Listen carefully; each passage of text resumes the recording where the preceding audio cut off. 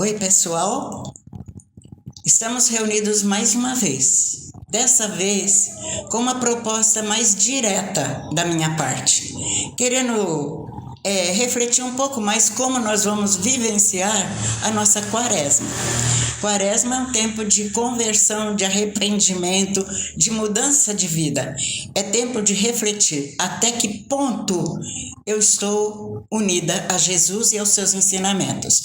Então, muitas são as regras, muitas são as propostas que a igreja nos propõe, mas a mais forte dela é eu conhecer a mim mesma e por que eu quero ser cristã.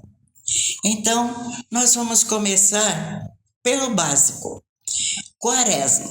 O que quer dizer quaresma? Quaresma quer dizer 40 dias de retrospectiva da nossa vivência de fé.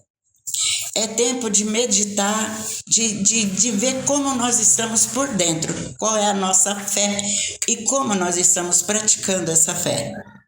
Isso quer dizer quaresma. É o tempo de jejum e penitência, oração e mudança de vida. De onde surgiu isso daí? Foi a igreja que inventou? Não. Já faz parte da cultura e da profissão de fé do povo judaico. O povo judeu, não só o povo judeu, mas quase todo o Oriente Médio, eles têm assim uma simbologia sobre os números muito grande.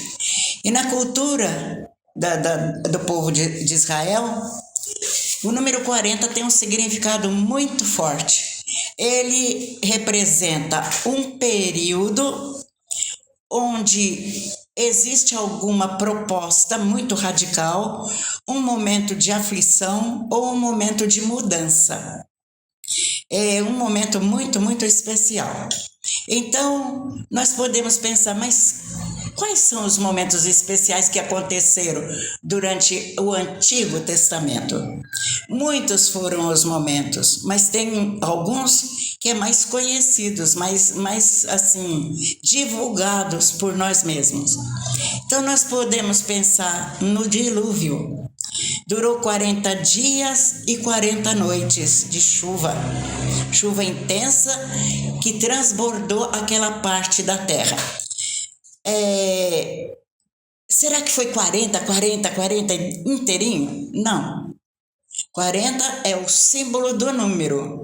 Ele não pode ser menos que 30 e nem mais que 40. Tem que ser nessa contagem. Mais de 30 e também não pode ultrapassar os 40. Então, é o tempo de quarentena. Uma quarentena bem atual. A da epidemia que nós tivemos. Todos que eram infectados entravam em quarentena. Quanto tempo durava a quarentena deles? 2 semanas, 3 semanas, às vezes até um mês, se fosse mais grave. Mas nunca ultrapassou 40 dias. Nunca. Não precisou, com a graça de Deus. Uma mulher também, antigamente, eu lembro da minha mãe, quando minha mãe teve a minha irmã mais caçula, eu contava com 19 anos, então eu presenciei o que era o sofrimento que uma mulher sentia durante um parto. Então, a minha tia ia me explicando tudo.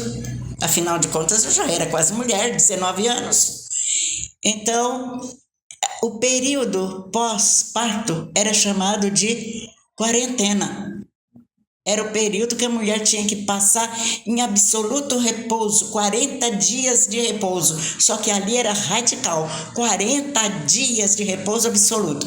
Então, não podia comer repolho, não podia comer cebola, não podia comer peixe. Uma porção de coisa era proibida, porque fazia mal para o sangue. Nunca vi falar isso. Outra coisa, a mulher passava 40 dias sem lavar a cabeça, porque se ela podia ficar louca. também nunca ouvi falar isso. Que alguém fica louco assim, lavar a cabeça. Mas, então, era tudo uma coisa muito radical, muito radical. Era 40 dias de penitência para a mulher grávida. Resguardo, eles falavam. Era resguardo, tinha que resguardar o corpo. Então, a gente vai olhando. Moisés também teve 40 dias no Monte Sinai, onde ele recebeu de Deus as tábuas da lei. Aqueles dias, aqueles 40 dias de oração e de diálogo com Deus. Tanto que o povo, quando Moisés desceu, o povo já estava adorando um bezerro de ouro. E o Moisés ficou tão irritado, que ele quebrou as tábuas da lei. Então, quem vê a figura de Moisés segurando as tábuas da lei, a gente sabe que elas são de pedra. E tem uma rachadura numa das pedras, simbolizando quando Moisés jogou as tábuas. Como quem diz, o povo nem esperou por Deus, então ele não está ainda pronto para receber os 10 mandamentos. Então, também tem essa parte aí muito, muito intensa. Fora também tem os profetas, tem gente mesmo do povo que faz os 40 dias de penitência. Mas uma parte que chama muita atenção é a parte de receber, além da quarta-feira de cinza, começar a contagem dos 40 dias para a morte e ressurreição de Jesus, a gente vai também ter algumas práticas, e uma delas é o recebimento de cinzas. São 2 modos de receber a cinza, ou na cabeça, no topo da cabeça, ou na testa, um sinal na testa. Cada uma tem uma fórmula de dizer. Na cabeça, o ministro que vai impor a cinza, ou o padre, vai dizer: tu és pó e ao pó voltarás. Quem falou isso e quando é que ele falou? Pode me ajudar, palavra? Deixa eu ver aqui. Tu és pó e ao pó voltarás. Então, Jesus, deixa eu ver aqui. Não é Jesus. Deixa eu ver. Criação. Na criação? Quando há o pecado. Depois do pecado de Adão e Eva, Deus porque as cinzas são um símbolo de arrependimento e humildade diante de Deus. Então, lá em Gênesis, capítulo 3, versículo 19, diz que: pois tu és pó e ao pó tornarás. Então. Gênesis capítulo 3, versículo 19. Então, por que Deus falou isso para o Adão? Ele quebrou a amizade tão intensa que existia entre Deus e o ser humano, criado por Deus, a sua imagem e semelhança. E quando Deus impôs por favor, não coma dessa árvore. É uma obediência simples. Tinha tantas outras coisas para comer, não toque nessa árvore. Porque o dia que vocês tocarem no fruto dessa árvore, vocês vão morrer. E o homem não foi feito para a morte. Quando nós fomos criados por Deus, nós recebemos um presente muito grande de Deus, junto com a vida, que é como é que é? Não sei o que, o santificante, graça santificante. O que é a graça santificante? Nós somos criados por Deus pouco abaixo dos anjos. Nós tínhamos direito a entrar no céu, em corpo e alma vivo. Nós não morreríamos. Mas com a desobediência rompe-se aquela fidelidade que existia entre o homem e Deus. E o homem é fadado a morrer. É lógico que depois nós sabemos que Jesus vem para restaurar essa fidelidade entre Deus e os homens, essa unidade que existe entre Deus. E a graça santificante nós a recebemos de volta no batismo. Então, ali Deus fala para o Adão: tu és pó e ao pó voltarás. Quer dizer, você vai morrer e vai ser enterrado. E você vai virar pó. Aí, outra fórmula é o próprio Cristo quem dá essa fórmula. Ele fala a mesma coisa. Você é pó. Então a gente recebe as cinzas como símbolo de penitência, de nada. Eu sou cinzas, porque eu morri. Eu praticamente estou morta, eu virei cinzas por causa da profecia de Deus ali em cima de mim. Tu és pó e ao pó voltará. Virei cinzas. E as cinzas então passa a ser um símbolo de arrependimento e conversão. Nós temos uma história muito bonita de um homem que foi engolido por uma baleia, depois ele foi vomitado na praia. Ele precisava fazer uma coisa que Deus estava pedindo, mas ele não queria fazer porque ele não achava justo ele se sacrificar por um povo pagão. Nós estamos falando de quem? Jonas. O profeta Jonas. Ele recebe de Deus. Você quer explicar a historinha do Jonas? Jonas capítulo 3. Nem precisa ler. Nem precisa. Mas assim, é que Deus pede para ele uma missão, né? E ele vai até o povo de Nínive, porque eles estavam fazendo coisas assim muito, muito erradas, né?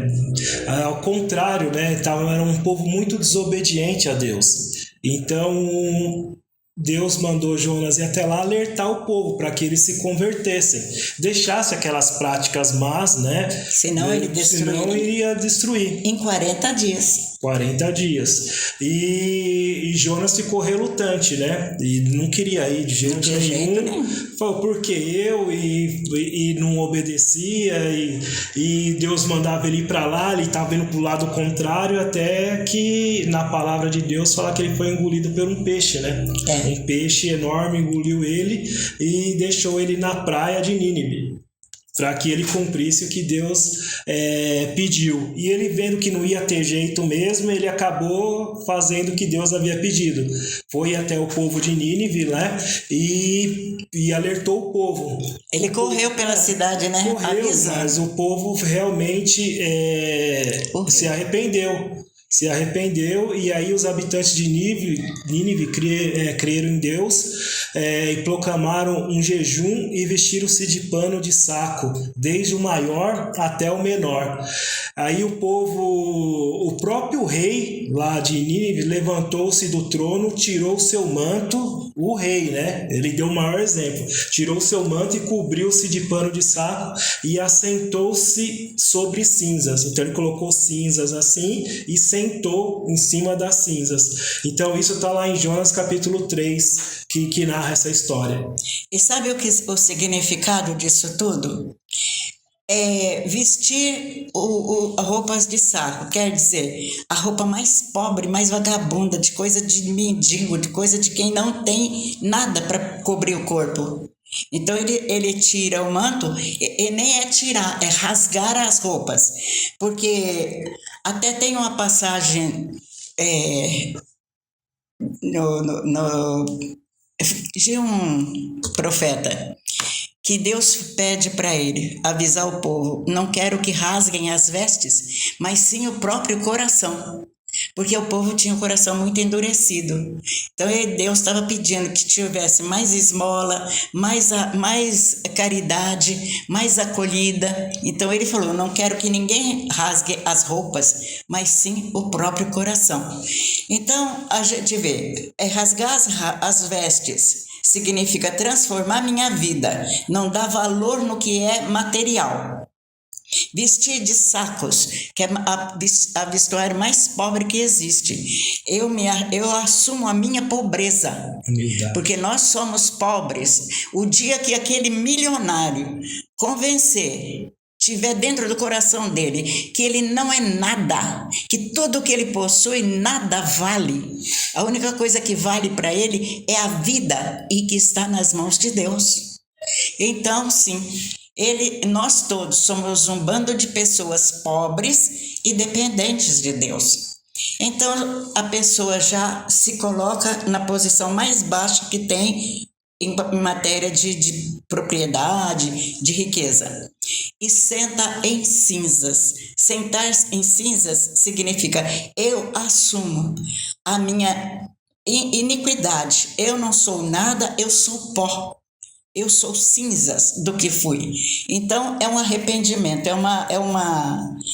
vamos dizer, uma penitência muito grande lá no Antigo Testamento. Hoje, nós não precisamos praticar essas coisas. Por quê? Porque a igreja pratica mais o que Cristo deixou para nós. E o que Ele quer é isso, que nós respeitemos as coisas de tradição que a igreja conservou. Porque a igreja é nossa mãe. E o que ela conservou, está conservado no céu. Tem que lembrar de um evangelho que foi para esses dias passados, quando falou da cátedra de São Pedro. Tudo que ligares na terra será ligado no céu. Tudo que desligares na terra será desligado no céu. E se a igreja ligou esse sentido de quarentena, esse sentido de nos empobrecer, está ligado lá no céu. Eu faço tudo isso por amor e pela glória de Deus. Não faço para me aparecer, nem para me humilhar. Não. É para a glória de Deus eu faço. Então, assim, nós estamos entendendo que as cinzas que nós recebemos na quarta-feira de cinzas são cinzas mesmo. E de onde vem essa cinza? De alguém que morreu? Não. Durante o período quaresmal, quando chega no final, no domingo de Ramos, todos nós levamos ramos para a igreja para ser abençoado, simbolizando o dia que Jesus entrou em Jerusalém, triunfante, e todos saudavam ele com os ramos de oliveira e colocavam seus mantos no chão para que ele passasse.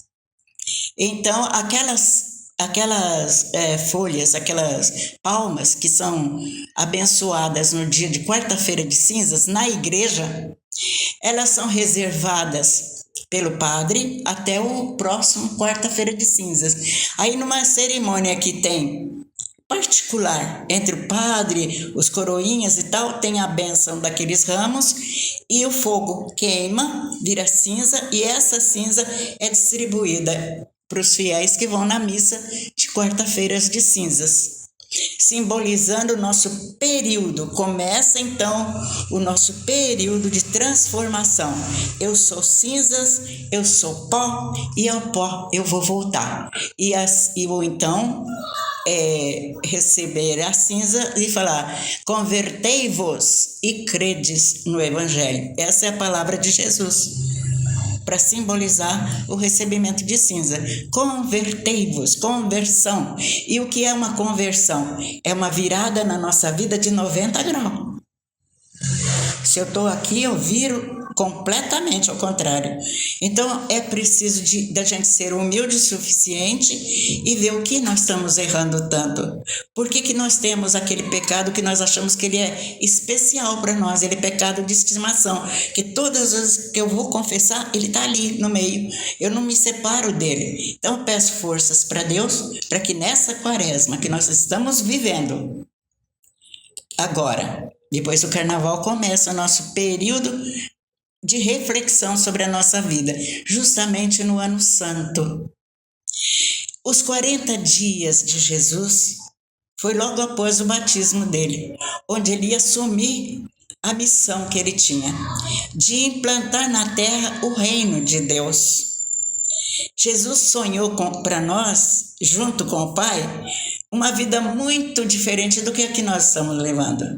Ninguém aqui precisaria de estar provando para o outro que é melhor nisso, melhor naquilo, é o doutor daquele, eu não sou doutor, e isso. Não, são todos iguais, são todos filhos de Deus, e a felicidade é distribuída para todos. No reino de Deus não há disputa, não há preconceito, não há superioridade de ninguém, todos são iguais, todos são filhos de Deus. Mas, infelizmente, o plano de Jesus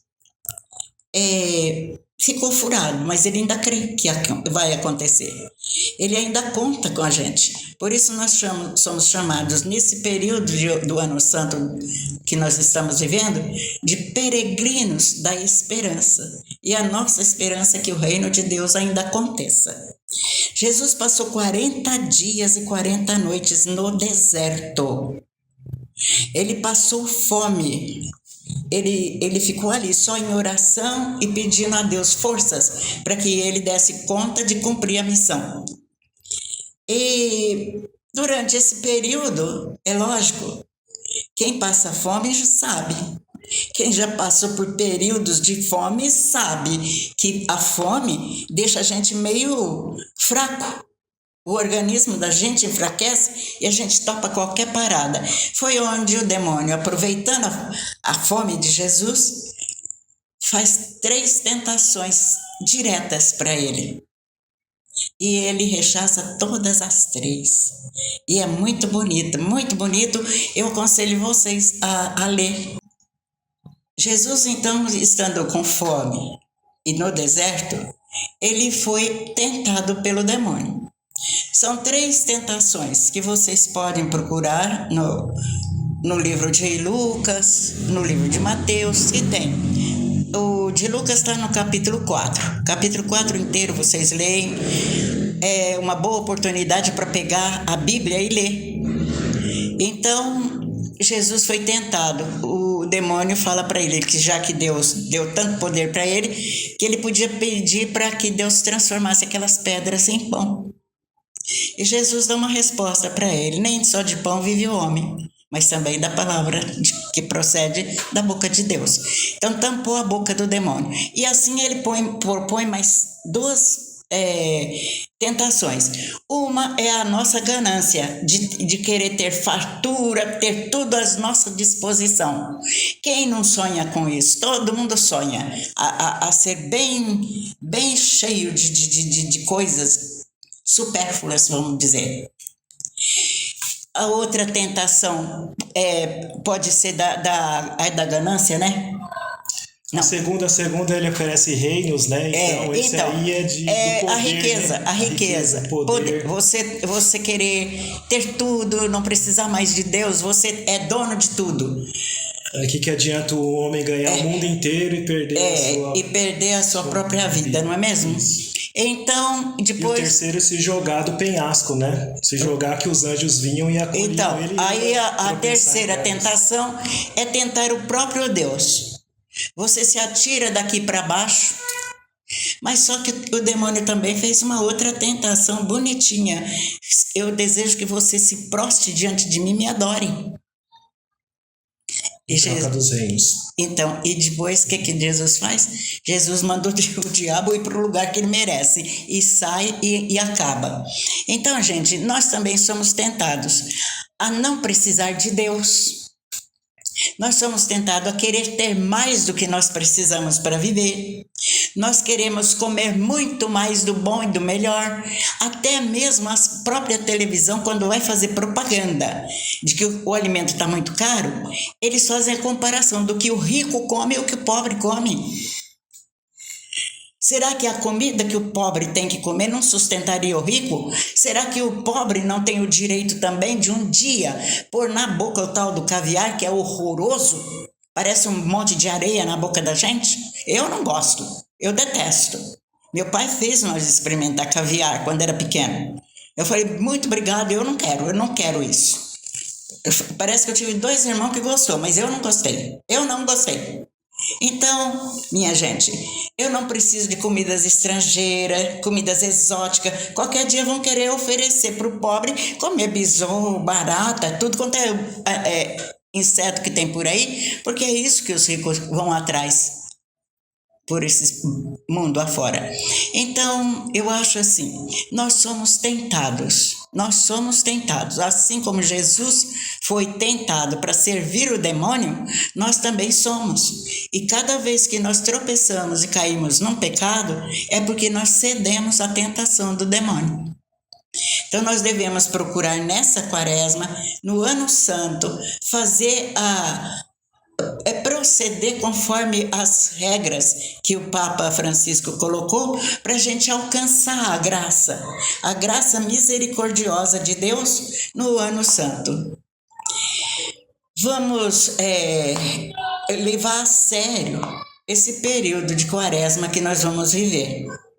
Então, nós já sabemos por que eu recebo cinza, de onde vêm essas cinzas, o que significa quaresma e por que nós temos que jejuar e nos penitenciar durante 40 dias. Até o próprio Cristo fez essa prática. Os 40 dias de fome no deserto. E quando ele sai dessa quarentena, onde ele vai? Na igreja, da época dele, na sinagoga. Entra, pega o livro e lê. E ele proclama, naquele momento, o ano santo da graça de Deus. E é o que nós estamos vivendo esse ano. Um ano santo da graça de Deus. Jesus, Deus Pai e o Espírito Santo estão todos eles com o coração aberto para receber as nossas súplicas, as nossas necessidades espirituais e temporais. E durante a quaresma, nós temos obras para seguir, que elas são temporais, quer dizer, é feita pelo ser humano, para o próprio ser humano, e é por ordem da igreja. Elas têm valor? Absoluto, tem muito valor. E são as ordens espirituais também que a gente tem que seguir. Ela não alimenta o corpo nem a nossa vaidade, nem a nossa presença como testemunha da nossa fé para os nossos irmãos, mas ela transforma o nosso coração. São virtudes espirituais que modelam a nossa alma. Hoje, que dia que é hoje? Dia 1º de março. Nós temos um evangelho muito bonito, onde Jesus mostra esse ensinamento, que nós devemos praticar o que vem do nosso coração e nem o que sai da nossa boca. Porque muita coisa, quem tem o coração duro só fala coisas ruins. Vamos parar por hoje? E no próximo encontro que nós tivermos, eu vou falar de outras práticas durante a quaresma que nós temos que exercitar na nossa caminhada de fé. Fique com Deus, que Deus abençoe, que vocês tenham uma boa Páscoa, que vocês se preparem durante esses dias de quaresma para chegar no dia da Páscoa e festejar junto com Jesus Cristo a ressurreição, a Jesus vencendo a morte. Fiquem com Deus, que Deus os abençoe e até a próxima. Tchau. Graça e paz a todos, até a próxima. Tchau.